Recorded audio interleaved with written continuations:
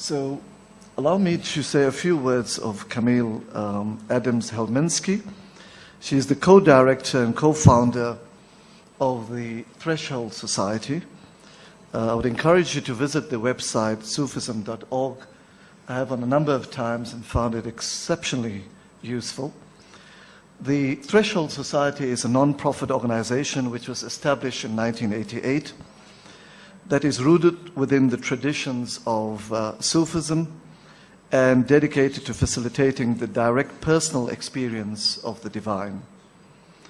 She has been working with the Mawlavi tradition of Sufism for over 35 years and has helped to increase awareness of the contribution of women to the spiritual part of Islam with her book, Women of Sufism, A Hidden Treasure.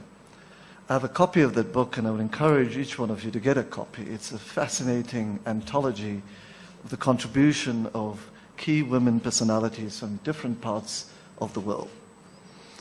She was also the co-founder and co-director of Threshold Books, which helped to bring into English many classic texts of the Sufi tradition and assisted in introducing the traditional whirling ceremony which we heard of this morning by Sheikh Kabir. And this was exposed to some 100,000 people in performing arts centers and universities around the United States. She has co-translated a number of volumes of Sufi literature, including the Sufi classic Awakened Dreams, and also the texts Jewels of Remembrance. These are excerpts of the Mathnavi of Maulana Rumi. She is the first woman to translate a substantial portion of the Quran into English, and that text is entitled The Light of Dawn, Selections from the Quran for Daily Contemplation. She has authored 2 anthologies for the Book Foundation.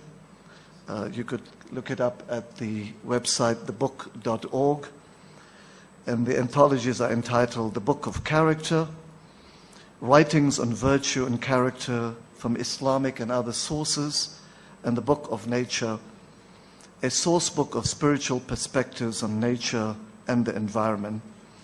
And this is part of a new curriculum for Islamic education. Her most recent publications are Rumi's Son, The Teachings of Shams of Tabriz, and with her husband Kabir, she has authored the well-known Rumi Daybook. As I was saying over Jummah, we tend to think that kids at home, when they see books, they don't read. They prefer their electronic games. And when I introduced my 13-year-old son to Sheikh Kabir, he says, yeah, I know Sheikh Kabir. He has the book called the Rumi Daybook. So I said, oh, that's impressive, they're reading.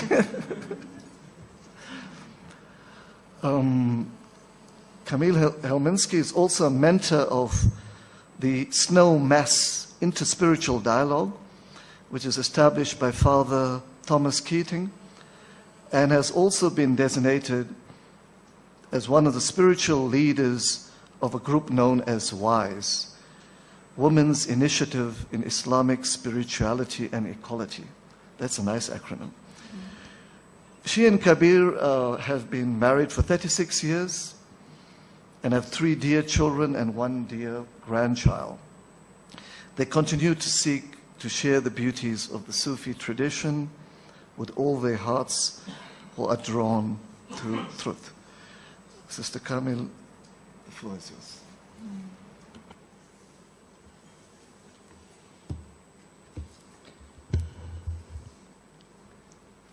Bismillah ar-Rahman ar-Rahim. Assalamu alaikum. It's such a joy to be here with all of your hearts that have been drawn into this celebration of life. Truly, what a celebration. It's unfolding. What a beautiful breeze of the heart we just experienced, and the beautiful sharings this morning also.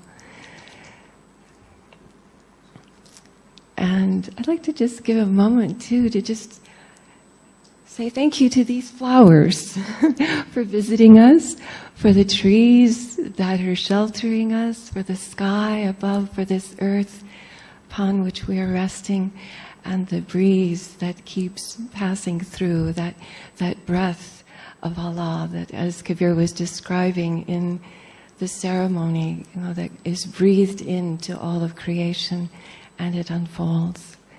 So just to refresh our ears a little more, I'd like to invite Selçuk in to just share a little bit of the Ney with us as we share a poem of Mevlana's to begin.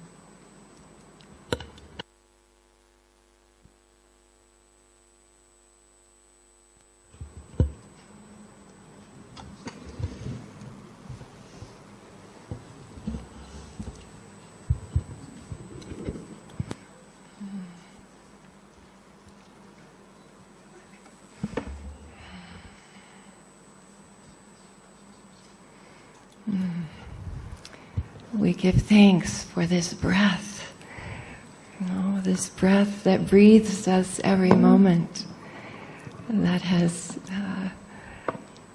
brought us here with the dear love of such friends, all the hands that have worked so hard and hearts that have brought us together, and the breath of this reed. It's also the metaphor of the human being. Mevlana begins his whole Masnavi with listen to the reed and the tale it tells.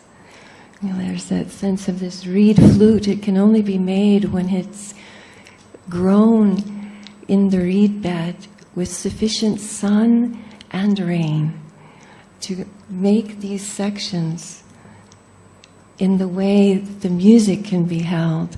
And then to open it, the Ney maker pierces it with a red-hot iron. And only then is it opened for the breath to play the music, and the notes can be opened.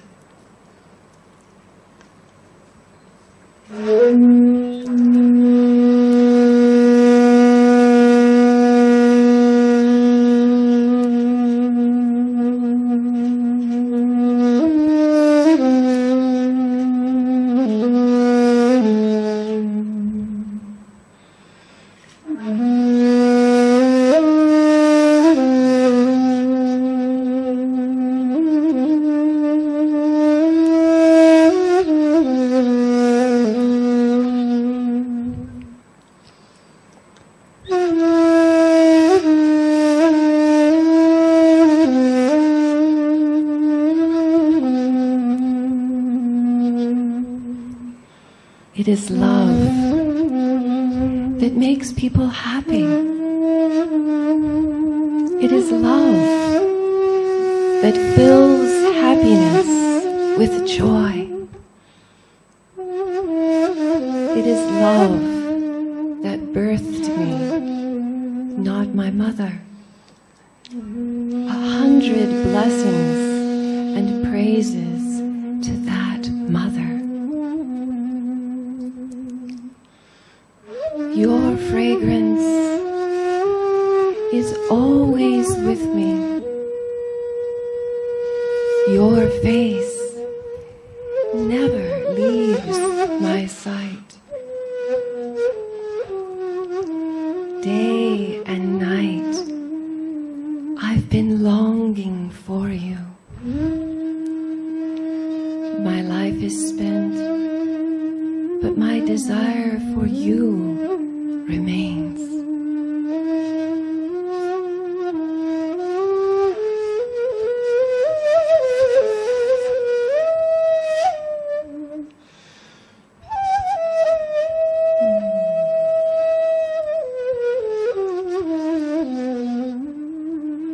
Oh heart, throw your clothes down upon the way and cover your face with the shirt of Joseph. You're just a small fish. You can't live without water. Don't even think about it. Just throw yourself into this stream.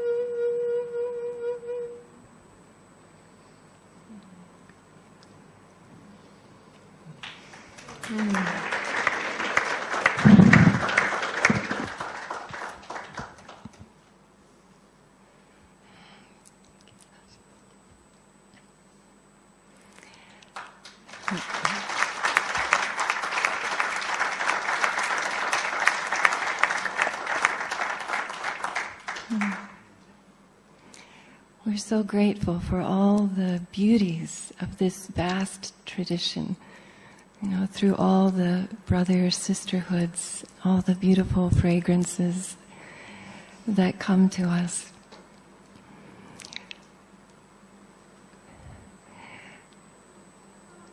We discovered in our tradition there's a beautiful word, gurushmek, which means seeing with. Whether it's another being, as in the ceremony that Kabir was speaking about, there's this continual bowing that happens when we meet each other.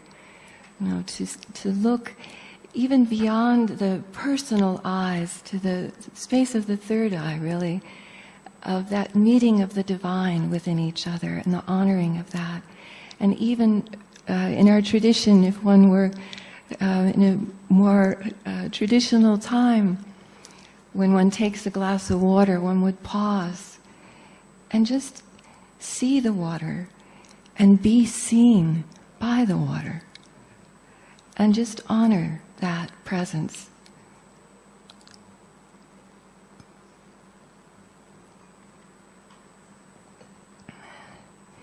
So when we can take those moments of pause in our lives, that breath can be restored and we can remember. And as it's said, in Mevlana, one of the popular translations is, there are hundreds of ways to kneel and kiss the ground. Or as it is conveyed through the Quran, bow, prostrate in worship, and draw near. Wasjud waqtarib. This one was asked to share a bit of her journey, and I was fortunate to grow up in a family that was an interfaith family. My father was Baptist and my mother was Episcopalian in Florida. And it's wonderful to be again in the land of mangoes. because my father was a botanical artist and helped to introduce the American people to the mango and the avocado and many of the tropical fruits through his paintings. So we grew up with that sense of the wonder of nature and creation, and this sense, even before I knew the term of Guru Shmek, of that meeting of the divine within everything around us. But also, as you know, we each experience in our lives. You know, we began our sharing a few days ago with one of the poems of Mevlana, and the line that speaks about how, you know, there is no roof that does not become a floor one day. You know, and sometimes even the floor gives way. You know, sometimes there are earthquakes in our lives, and even after I begun this journey of spirit and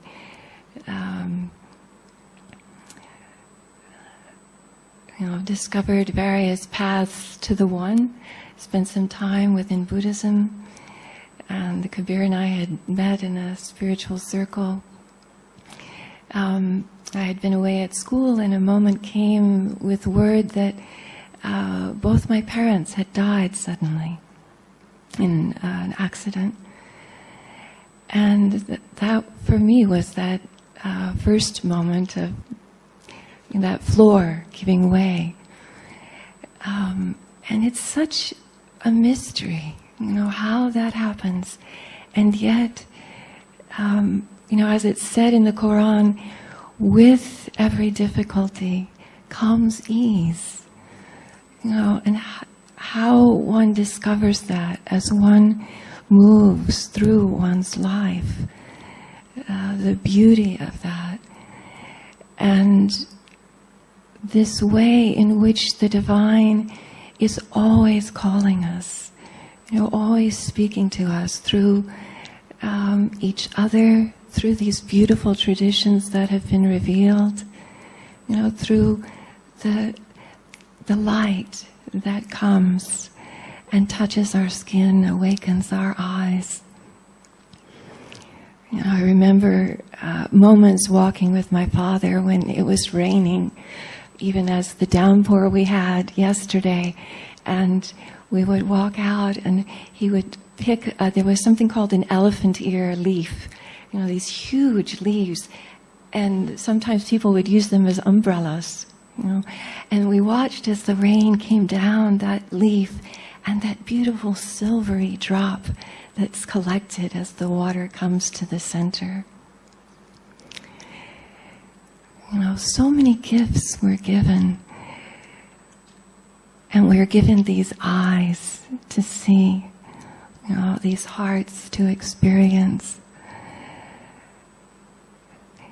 And it's such a beautiful, you know, saying, this Hadith Qudsi, that, you know, when my faithful servant draws near to me through his or her voluntary devotions, then I love him or her, you know, with an even greater love. And I become the eyes with which he or she sees, the ears with which he or she hears, the hand with which he or she touches, the foot with which he or she walks. And we keep bowing, keep bowing, keep bowing, and are drawn near.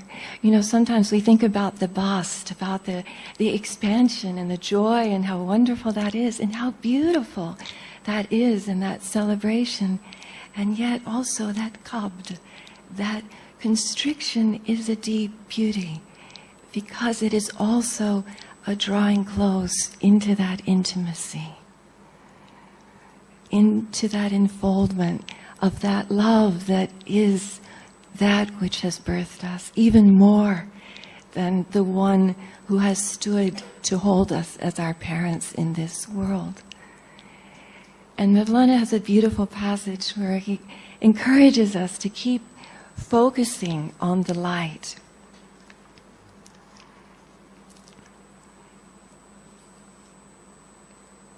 He says, the mention of Moses has tied up your thoughts.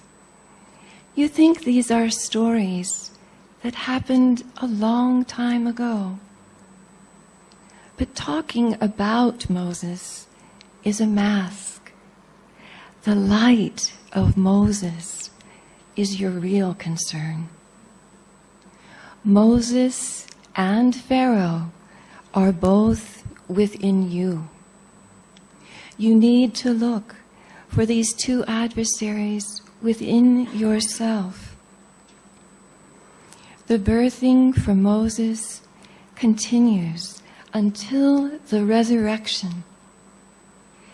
Even though each lamp may seem different, the light is the same.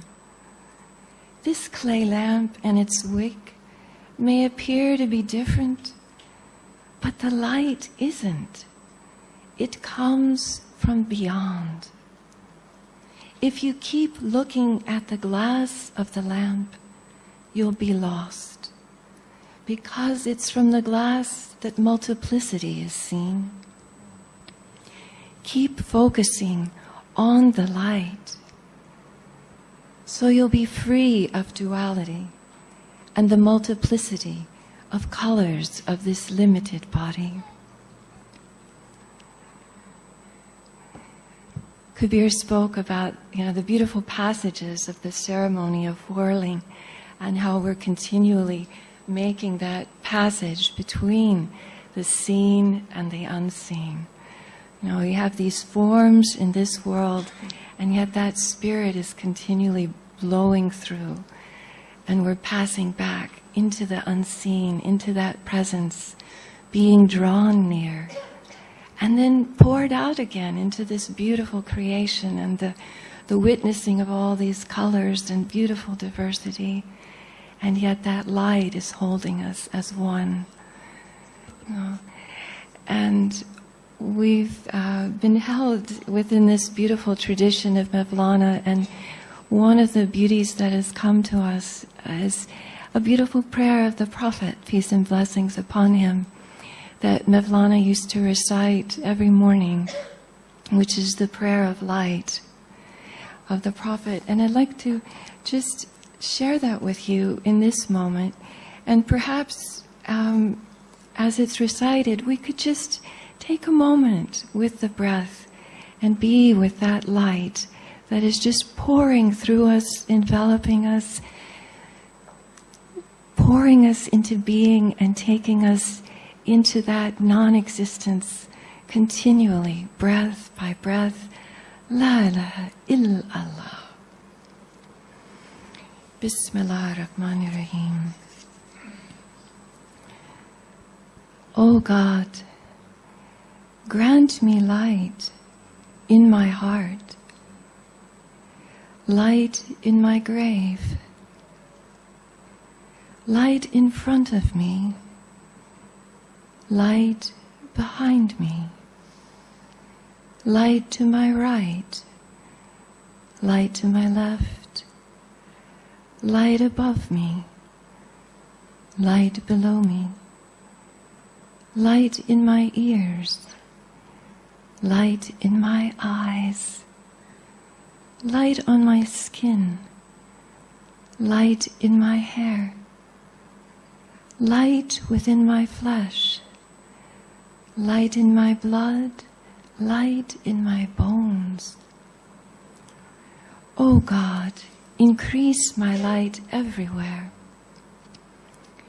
O God, grant me light in my heart, light on my tongue, light in my eyes, light in my ears, light to my right, light to my left, light above me, light below me, light in front of me, light behind me, and light within myself increase my light. Allahumma jalli nuran fi qalbi, wa nuran fi kabri, wa nuran bayna yadayya, wa nuran min khalfi, wa nuran an yamini, wa nuran an shimali, wa nuran min fawqi, wa nuran min tahti, wa nuran fi sahmi, wa nuran fi basari, wa nuran fi shahri, wa nuran fi bashari, wa nuran fi lahmi, wa nuran fi dami, wa nuran fi idami. Allahumma dim li nuran wa jalni nura. Allahumma jal fi qalbi nuran, wa fi lisani nuran, wa fi basari nuran, wa fi sami nuran, wa an yamini nuran, wa an yasari nuran, wa min fawqi nuran, wa min tahti nuran, wa min amami nuran, wa min khalfi nuran, wa jalli fi nafsi nuran, wa adim li nura.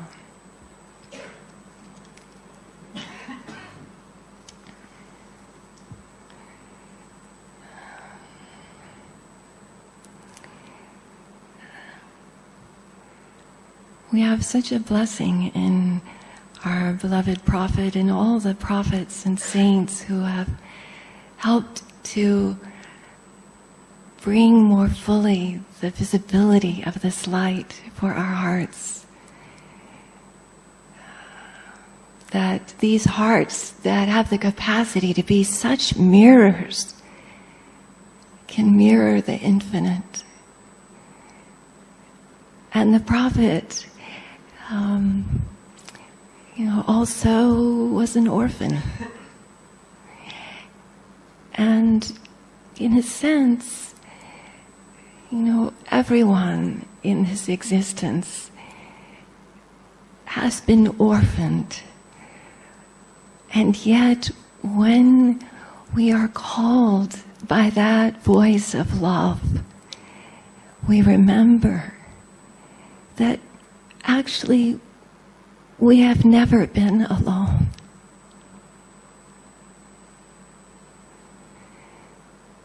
That love is always with us. So I'd like to close with a beautiful passage from the Quran, Surah Duha.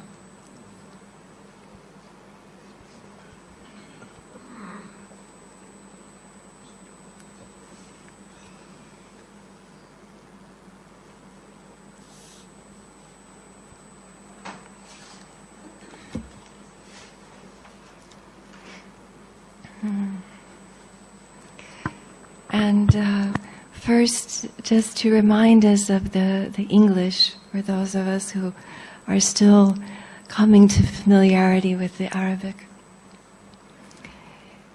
In the name of God, the infinitely compassionate and infinitely merciful, by the glorious morning light, and by the night when it is still, your sustainer has not forgotten you, nor is he displeased with you. For truly, that which comes after will be better for you than that which came before.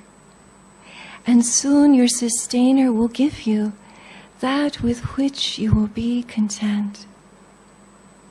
Didn't he find you an orphan and shelter you?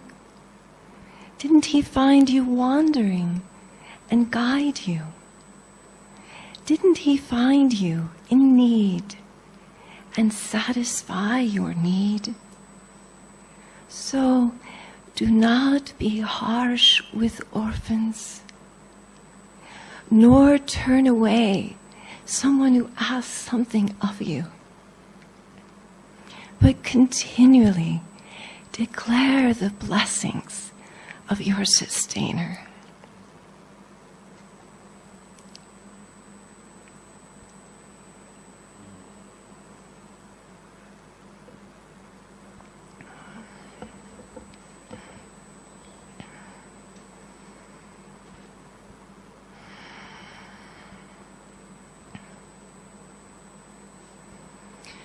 Bismillah ar-Rahman ar-Rahim.